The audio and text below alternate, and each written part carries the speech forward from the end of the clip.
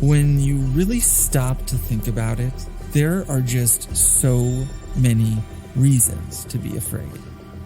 Ghosts, demons, ghouls, golems, Dinies, Rakhosh, Kakhosh, Shakchuni, Jinn. the list goes on and on. In this episode, we'll give you one more reason to be afraid to go to sleep tonight. So put on your headphones and settle in as we take you on a journey into the paranormal. Where there's only one question that matters. Are we scared yet?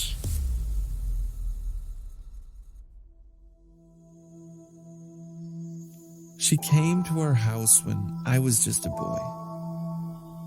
I was jealous of her at first, since she was about my age and I might need to share my things with her. So I gave her the cold shoulder when she arrived. My parents wanted me to talk to her and make her feel at home. She will have her responsibilities, but she will also need a friend, they'd say. I didn't want to be that person for her.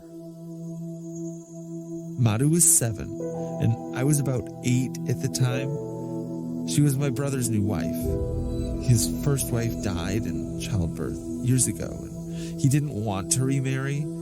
He was focused on the business and growing our family fortune, but Mother insisted that he was already in his late 30s and he needed to remarry soon. And then they found Madhu. She was the oldest of 5 and her mom was expecting again. Her family couldn't afford to keep her at home any longer, and she was just one more mouth to feed, one more body to clothe, and one more responsibility.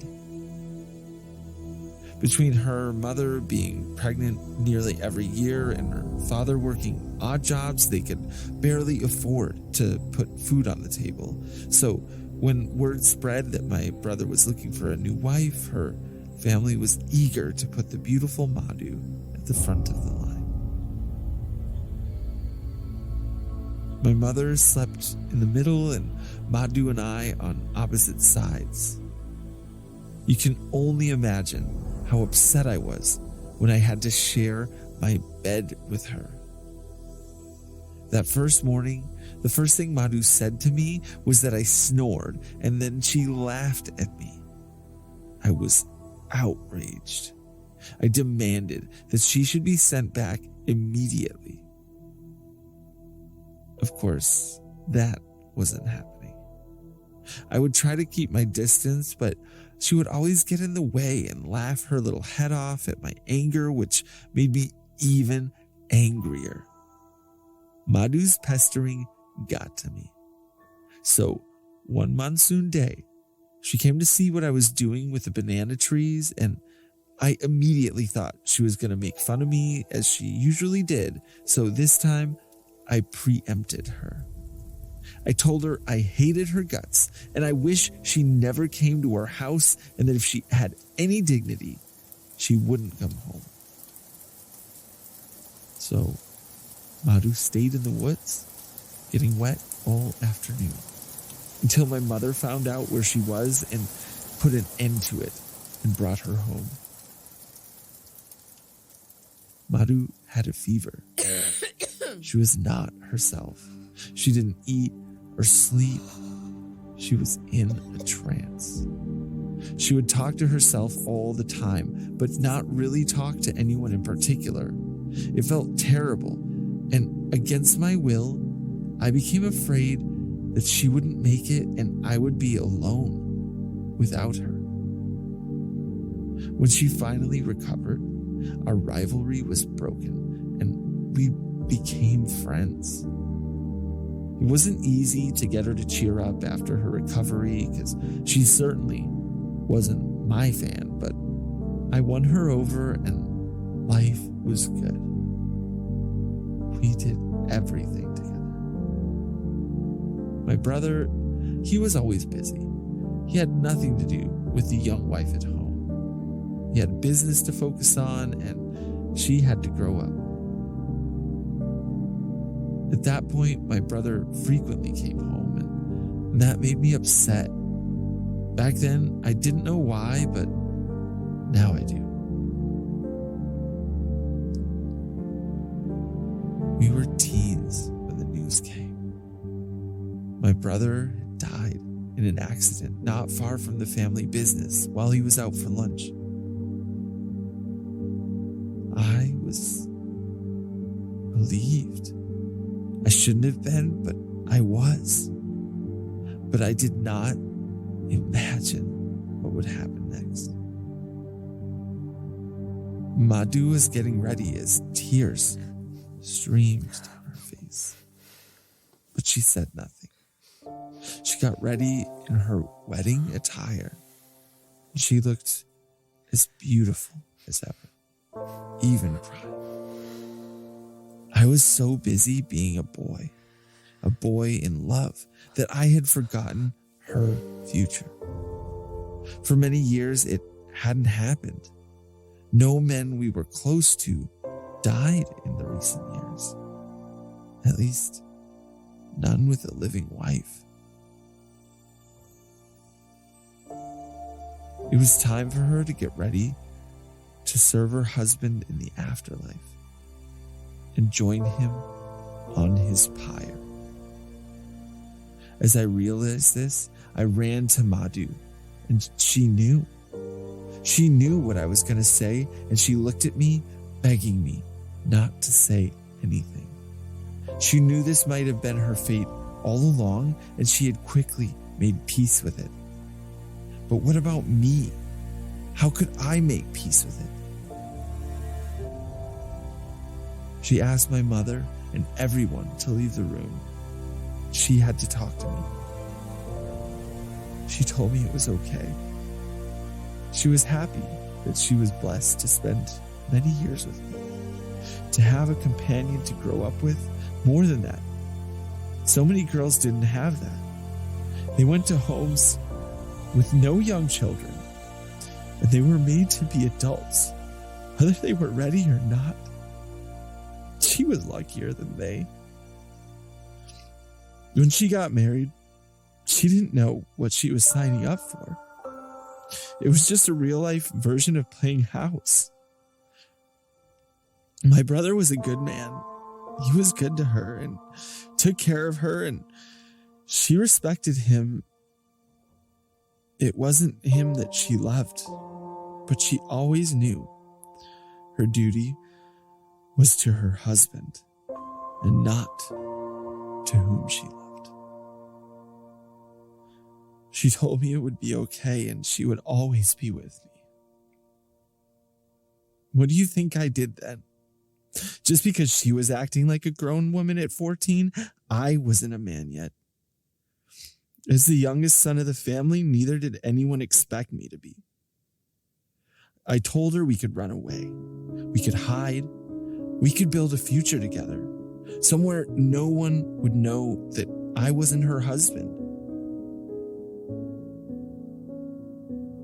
She didn't say a word, but instead steeled herself to her duty. Her face became a hardened mask. She looked like a woman full grown in that moment.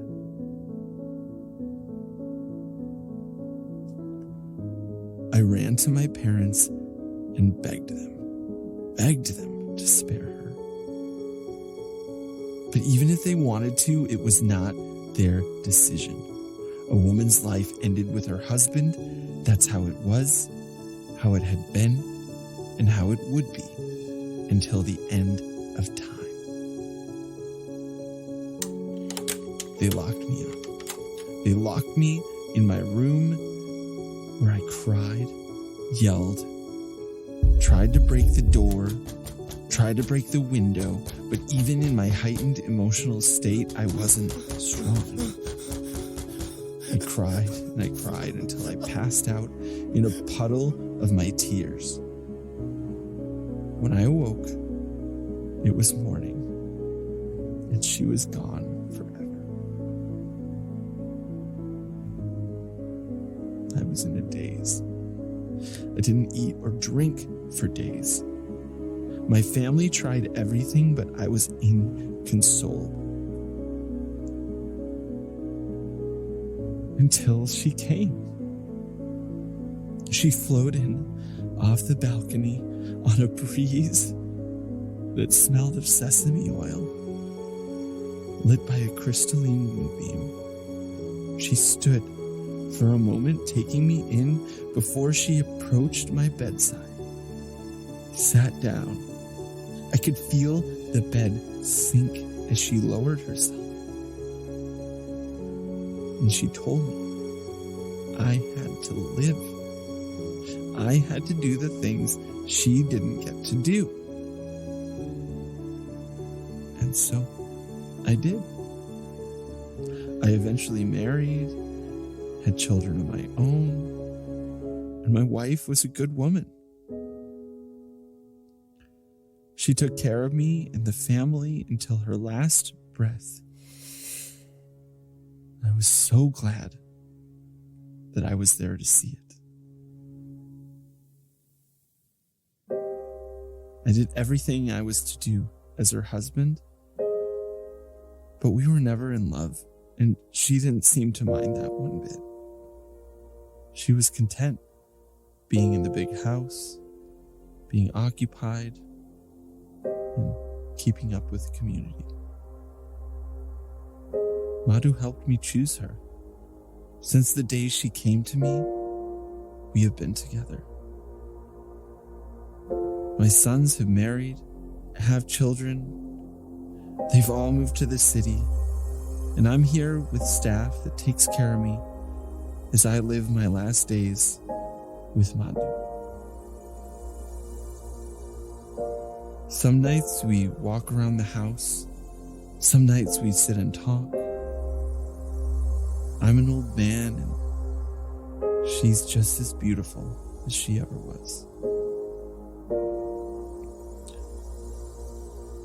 I wonder if I'll be able to hold her again when I finally escape this aging body.